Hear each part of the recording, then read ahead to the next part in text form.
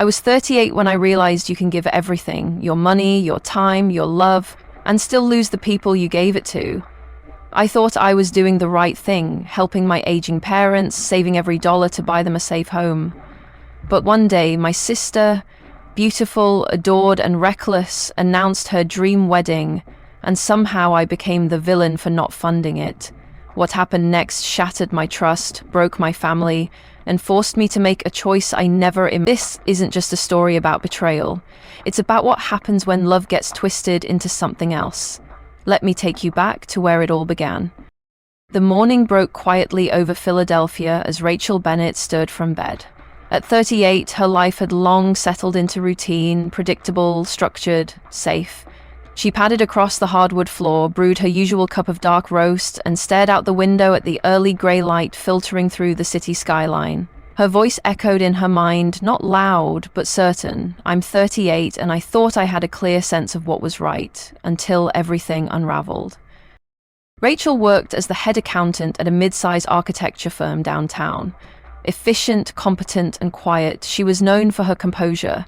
She shared a modest apartment with her longtime partner, Dan Carter, a kind, grounded man who worked in tech support. They lived simply. No flashy vacations, no luxury cars, just quiet dinners, steady savings, and dreams built on spreadsheets rather than fantasies. One quiet afternoon, she called her mother in Rockport. Her mother's voice crackled through the line, telling her about how the furnace had gone out again and how water leaked into the ceiling every time it rained. Her father, Bob, took the phone, his voice soft but stoic. As long as your mom's okay, I'll manage. Rachel swallowed her worry and replied, I'm almost at $120,000. We're getting close. I'm not stopping now. For 3 years, Rachel had been funneling nearly half her paycheck into a joint savings account she opened with her parents. Her goal was clear: reach $210,000, sell the deteriorating 2-story house, and move them into a warm, secure home before her dad's retirement. Every month, she transferred $3,000, skipping luxuries, postponing dreams of her own. On the phone, Susan, her mother, mentioned Olivia, her younger sister. She's about to graduate, she said brightly. Said she might come home soon. Rachel smiled faintly. Maybe she misses the old place. That weekend, Rachel visited Rockport. The house looked worse than she remembered. The siding peeling, the gutters sagging, paint flaking off like snow. In the cracked kitchen, she found her father wiping a fresh drip of water from the ceiling. She placed a gentle hand on his shoulder. We'll get you both out of here, into a house where the roof doesn't leak, where you don't have to worry.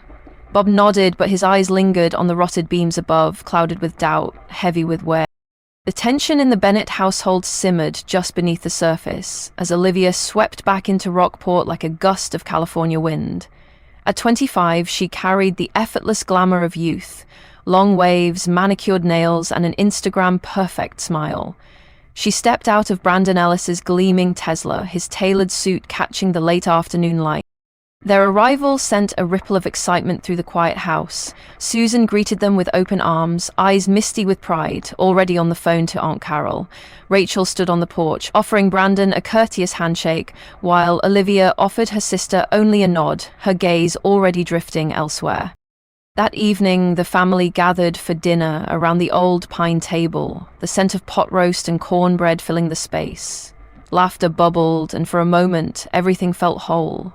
Then Olivia stood, glass in hand, eyes sparkling. We're getting married! This summer! In Napa Valley! Rachel blinked, stunned, as Olivia unlocked her phone and began swiping through a Pinterest board. There were photos of gold leaf cakes, white horses, a designer gown tagged at $40,000, champagne towers and floral arches that could rival Versailles. Rachel leaned forward, her voice even. What's the total cost for something like this? Olivia's smile was dazzling. Around $380,000. Brandon chuckled nervously. She's got every detail planned out. The silence that followed was almost reverent, until Olivia added, as if it were the most obvious thing in the world, and we'll use the savings you've been keeping for Mum and Dad. It makes the most sense. Rachel froze. That money is for a new house. This one is falling apart. Her mother's voice was gentle, almost apologetic. You already have everything, sweetheart. Olivia only gets this one special day. Rachel inhaled deeply, choosing her words. I can give you $50,000. That's a huge gift, Olivia.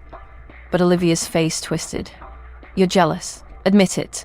Jealous because I'm getting married first, because he's from a good family. Rachel's mouth fell open in disbelief. This isn't about jealousy, it's about priorities. Susan looked down. Bob said nothing. Brandon shifted uncomfortably. Rachel stood slowly, the chair legs scraping the wood floor. Without a word, she stepped out into the cold night, the sound of distant crickets punctuating the silence. Behind her, Olivia sat stiffly, her expression a brittle mix of triumph and pain. It happened on a Tuesday, in the middle of a routine lunch break. Rachel sat at her desk, coffee half finished, spreadsheet open on her screen, when she decided to check the savings account, the joint one she'd been building for years with her parents. The number at the top of the screen wasn't just off, it was a slap across the face. $1. Just one. Her hands shook as she clicked through the transaction history. A single withdrawal, $160,000, 4 days ago. She called her mother, her voice trembling. What happened to the savings? Why is it gone? Her mother hesitated. We gave it to Olivia, honey. She needed it. She's marrying into a good family. She'll pay it back. Rachel's breath caught. I saved that money for 3 years, for you and Dad. You gave it away for a wedding? She didn't wait for a reply. By nightfall, she was in Rockport, pulling into the driveway of the crumbling house. Her father sat quietly in the living room, not meeting her eyes. Her mother, hands submerged in soapy water, said over her shoulder, I believe Olivia will make good on her promise. You'll see. Rachel pulled out her phone and called her sister. The moment Olivia answered, Rachel's voice hardened. You need to give it back. That money was never yours. Olivia's reply came cold and sharp. Mum gave it to me. It's hers to give. You don't control everything. You stole it, Olivia. Well, she sneered, then call the police. Go ahead. Rachel ended the call, tears streaming down her face, not from rage, but something deeper. Something hollow. Something final. That night, back in Philadelphia, she sat on the edge of the bed, staring at nothing. Dan wrapped his arms around her as she whispered, I don't have a family anymore. Dan pressed his cheek to her temple and said quietly, Then we'll build one, from the ground up, together. The Instagram feed was a scroll of gold-drenched fantasy. Olivia stood under a floral arch in Napa Valley, wearing a Vera Wang gown, her hand in Brandon's, doves lifting into the sky behind them. The caption read, A dream come true. Thank you to my family for making it possible. Rachel stared at the screen, her face unreadable. Dan handed her a cup of tea. She nodded silently, but her eyes shimmered. A week later, Brandon Ellis showed up at Rachel's office unannounced. He looked nervous, almost embarrassed. I'm sorry for barging in, he said. I just need to ask, did the wedding money, was it from you? Rachel hesitated, then nodded. Brandon exhaled sharply. She told me she had savings, that her family was wealthy. His voice cracked. She lied. After he left, Rachel sat alone in her office, a single tear tracing down her cheek. But it wasn't heartbreak. It was release. 7 months passed. Aunt Carol called.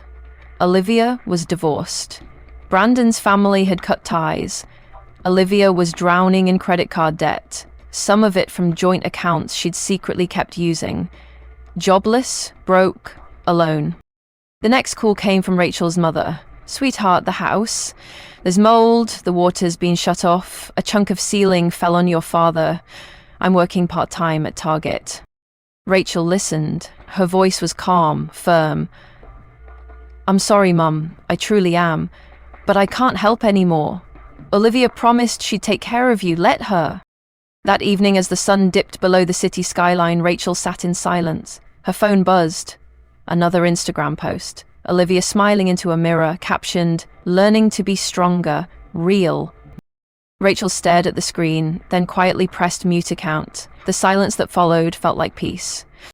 The courthouse was quiet that morning in Cherry Hill. No frills, no fanfare, just Rachel, Dan, Aunt Carol, and a handful of close friends. Rachel wore a simple white dress, her hair loosely pinned, a soft glow of peace radiating from her face.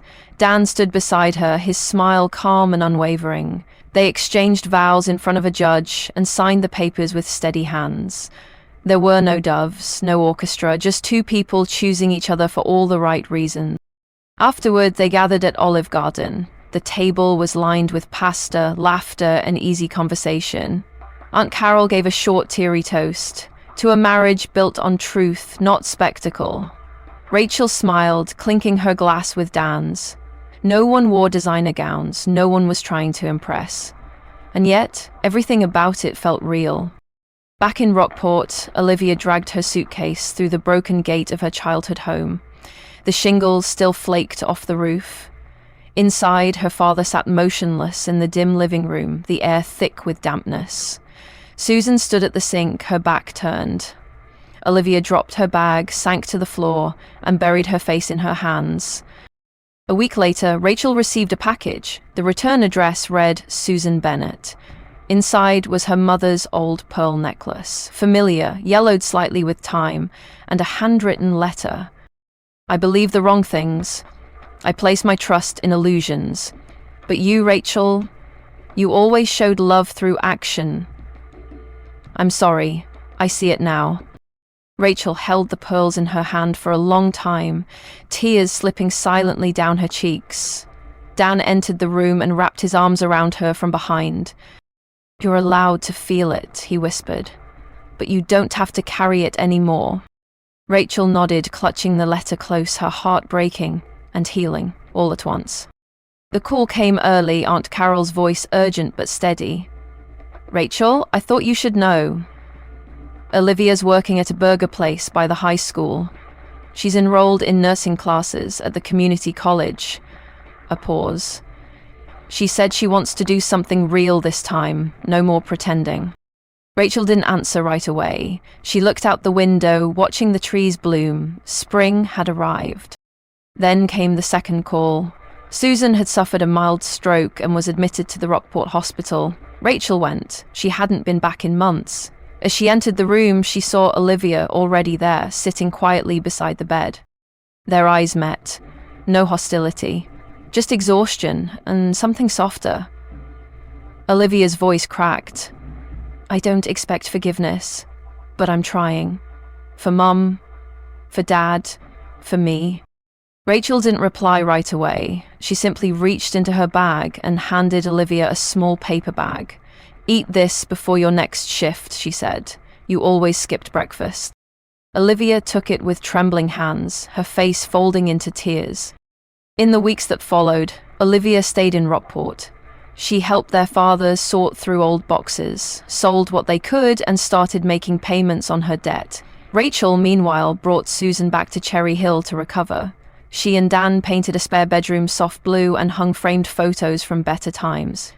One night, the three of them shared dinner at home. The table was quiet but warm. Rachel wore the pearl necklace. As she cleared dishes with Dan, she looked out the window, the soft light of early evening stretching across the yard. Her voice, calm and certain, echoed in thought. Forgiveness isn't forgetting, it's choosing to live in a way where the past doesn't dictate the future. And with that, she smiled. Just a little. But it was real. Sometimes the hardest thing we'll ever do is draw a line, not out of anger, but out of love for ourselves. Because family isn't just about blood, it's about respect, truth, and knowing when to stop setting yourself on fire to keep others warm. Healing doesn't always mean going back. Sometimes it means moving forward with grace, carrying the lesson, not the weight. If this story stirred something in you, I'd love to hear your thoughts. Drop a comment, share your experience, and don't forget to like, subscribe, and follow for more stories that speak to the heart. Thank you for being here.